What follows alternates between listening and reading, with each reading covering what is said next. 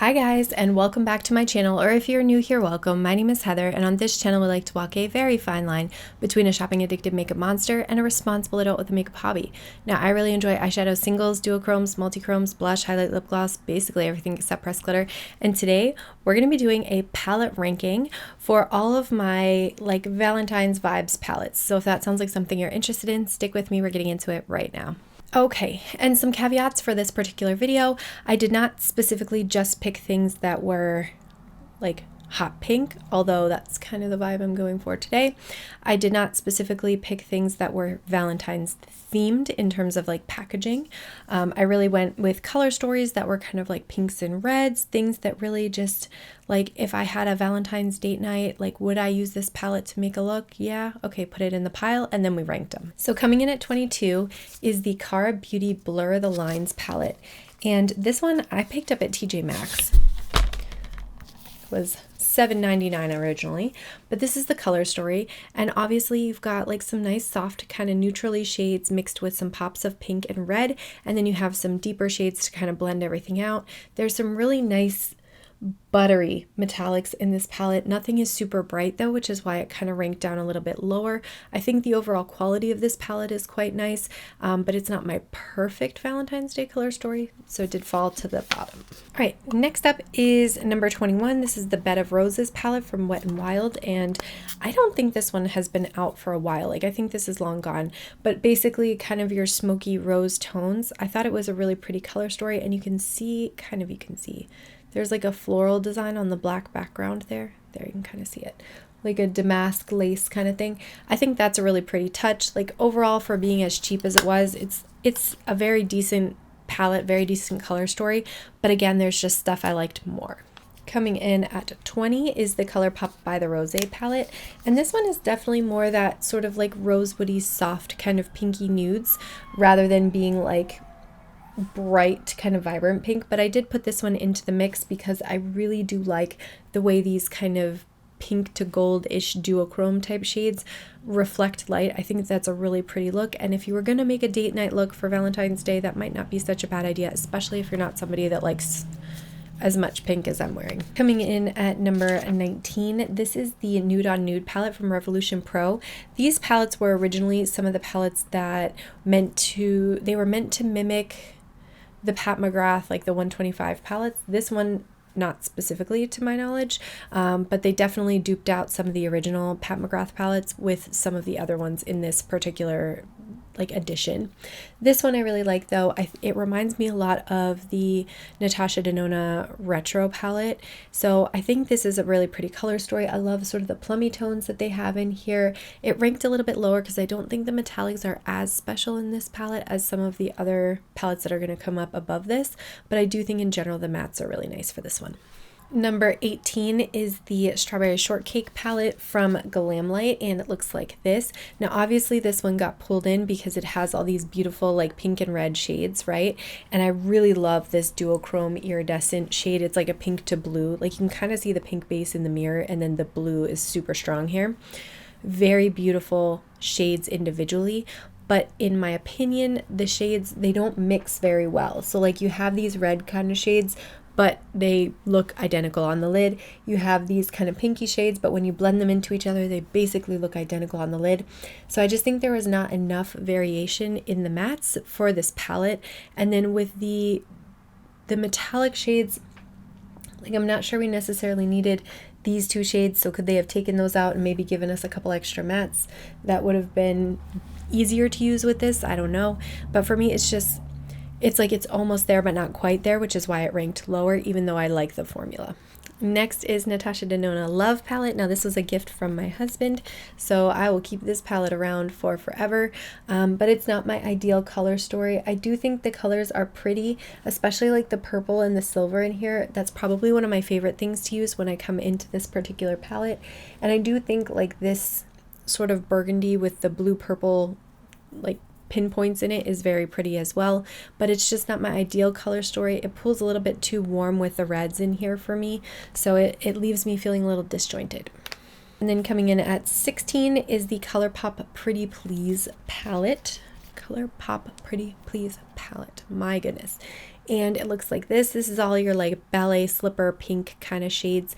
And again, for like soft romantic date night, I could definitely see this making a beautiful eye look. Is this my ideal Valentine's Day eye look? No. So it ranks a little bit lower, but overall quality is superb.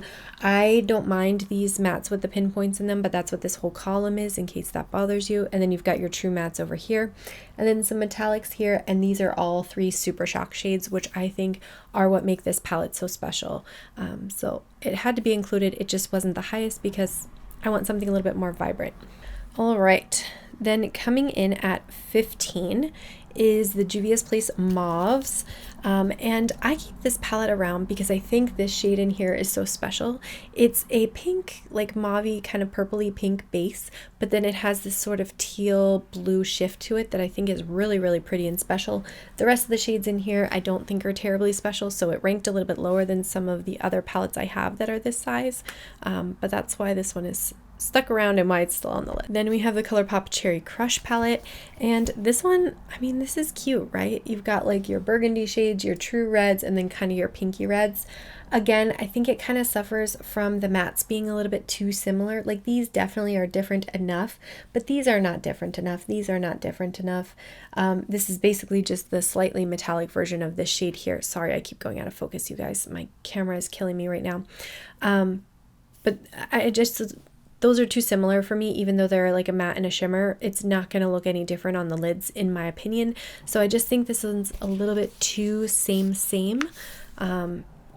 Like as a 9 pan, you just can't use that many similar shades. Next up is the Colourpop Ooh La La palette, and this one I have to hold carefully. If you've been around here for a while, you know that that shade is a flight risk, but I do think that the bright pink matte in here is very pretty, and I even love this sort of like bright fuchsia-y shade in here as well.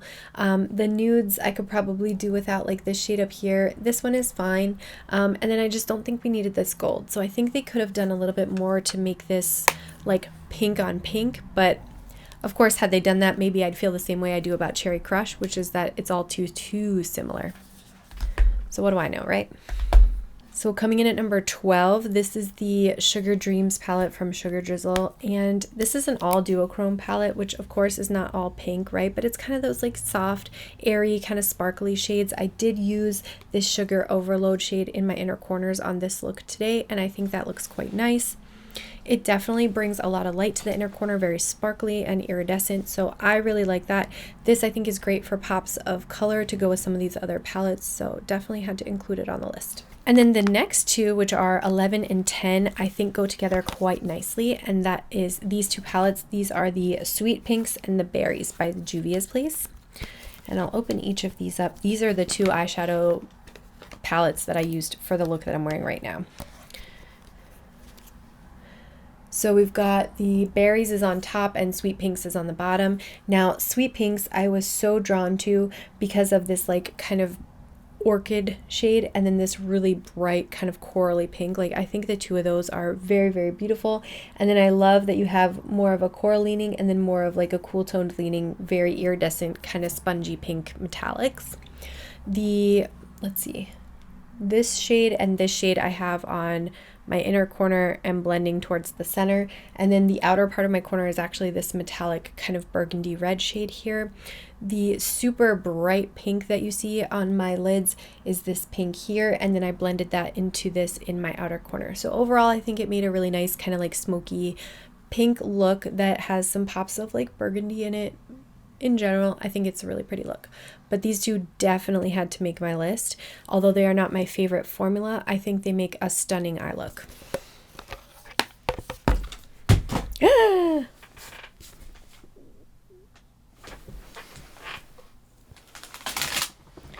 Okay, no fatalities, we're good.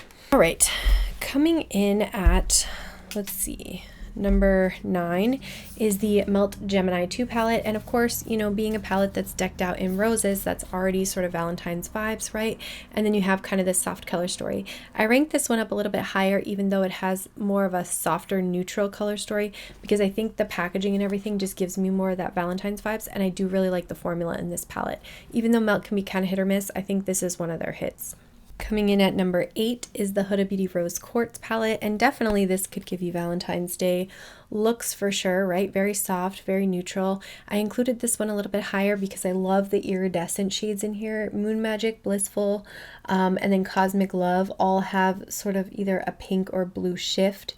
And then you've got Self Love with a little bit of a soft rose pink shift. And then this Love Stone does have an iridescent blend in it, but it's one of those goopy, goopy like Vaseline shades, so I don't really care for that one too much, but everything else in the palette I really like. Then coming in at number 6 is the Midas Cosmetics Smoky Glow palette. Now, Midas Cosmetics has ceased to exist, and Smoky Glow, I don't know. I see occasional videos, so I'm not sure what's going on there, but hopefully she's doing okay. I like her color story in her palette. I think it's really pretty. Definitely, you know, these sort of orchid fuchsia type shades I really like. And then you've got this pretty rose shade. It does still suffer from that sort of like too similar of shades for such a limited color story. But in general, I still really like the color story. This Dofa shade is like a burgundy brown shade, and for some reason I just think it looks so classy on the lid, so I really like going into that shade whenever I come into this palette as well. And then you've got like a beautiful iridescent with some blue in it, and then Leno is a purple with some sort of iridescent quality to it as well, or duochrome type quality to it. So overall, I think this definitely gives me a Valentine vibe. All right, coming in at number 6, and I was surprised that this didn't go up higher, but coming in at number 6 is the Natasha Denona Retro palette, and it looks like this. Again, it's like those softer, more neutral, rosy tones rather than being like really bright, vibrant pinks. And I think in my mind, like, I'm sitting here in this electric pink eye look. I've got my Barbie hoodie on. Like, I want like pink on pink on pink, and this is just more sophisticated than what I'm sort of vibing with right now. So I think that's why this one fell a little bit lower, although the quality is phenomenal. There is not a single thing that I don't like about this palette. All right, coming in at number 5 is half of the Coralie collection that she did with Beauty Bay. This was the part 2. I think the part 1 was the big palette. And this one obviously came up a little bit higher because I really like the electric pink shade in here, and I like the pink mattes that are in here as well. I think the gray, the blue, the purple, they make some nice pops. I did not need this brown at all. I almost wish there would have been something iridescent there instead, because I think that would have been a nice complement to the 2 metallics that were in here. But it came up to number 5. Coming in at number 4 is the Lunar Beauty Strawberry Dreams palette, another favorite, and of course it's got that sort of romantic vibe to it. This palette I think is really pretty. You've got this nice pop of the electric pink, which when I come into this palette I have a really hard time not using that shade because I think it looks so pretty all over the lid. And then you've got some pretty kind of like burgundy shades here. I love the iridescent blue that's in here, and then the mattes that are in here I think work really nicely with all of the metallics that are put in here as well. The pops of blue, I mean, I could kind of take or leave. I get why they're in there because I think this palette would be kind of boring without them, but when I mix them together I just get purple, right? So it's not really like a pink eye look anymore. Coming in at number 3 is the Beauty Bay New Romantic palette, and I just saw there's a sneak peek for a new Beauty Bay palette, one of these. It's like their Valentine's Day release this year, and it looks like this very smoky, grungy, burgundy color story that I'm kind of here for it. So we may end up getting that. So this particular color story, again, you know, it's not as like vibrant pink as what I have been going for in other palettes, but I do think it has the really nice sort of squishy duochrome type metallics in here that I really enjoy. Very similar to like the Glamlite formulas, so had to make sure that this one ranked pretty high. Coming in at number 2, I think this was like my top palette that I ranked, if I ranked them. If not, I may have just mentioned, but this is like one of my favorite Valentine's Day palettes, and this is the Unearthly Cosmetics Sleepover palette. I like this color story a lot.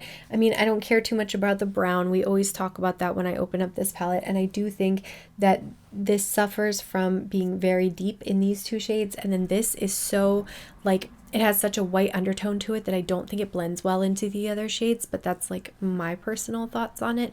Overall, I still think this is a really pretty color story. I love this black with the pink sparkles in it, and then you've got the metallic sort of burgundy here. I think those are really, really pretty colors, and I like the packaging, like this cute little lingerie sleepover moment. Very Very Vargas. I like it. All right, editing Heather here, and I just wanted to come on and say that I forgot to rank the Nomad Cosmetics Verona palette, and I honestly can't believe that I forgot this palette because it is such a banger. I would place this at about 1.5 in my ranking, so that's why I'm putting it right here. I love the dark side of this palette the most. It's very like gothic. You know, you've got the blues, the grays, these really deep, grungy, kind of grade-based purples, which I think look so nice together. The top center shade on that side is kind of this metallic taupey shade that I think looks really pretty. The left side of the palette is very monochromatic, and I think it suffers from just everything being kind of mid-tone when it comes to the mattes. There's not really enough variation in the colors, so I wish they would have done a little bit more with the variation, but I think part of that is because there's so many dark shades on the other half of the palette that they didn't want to like clutter it up with more dark shades on the left side, is my guess. What do I know? But if I had to put it somewhere based on the quality, the performance, the packaging, I would put it at 1.5. Okay, now back to the video. And then coming in at number 1, because I was really vibing with the really bright pinks, is the Barbie palette from Glamlite. And this one is not super, like, this is not purely a Valentine's Day palette, right? Because there's lots of like yellows and blues and stuff. But the purpley pinks, like this corner of the palette plus this shade here, I think definitely give that very like vibrant, intense pink that I'm thinking of when I think about Valentine's Day. Like something like this, where it's just really bright, really in your face. I love that. So this one I wanted to rank nice and high because I love the Glamlite formula. I love this color story. So it came up to number 1. All right, and with that said, that is everything for this video. I want to thank you so much for watching. Let me know in a comment down below, what are some palettes that you're really enjoying for Valentine's Day, or what are you thinking to pull out for date night? I would definitely like to hear from you. I appreciate you watching so much, and I'll see you in my next one.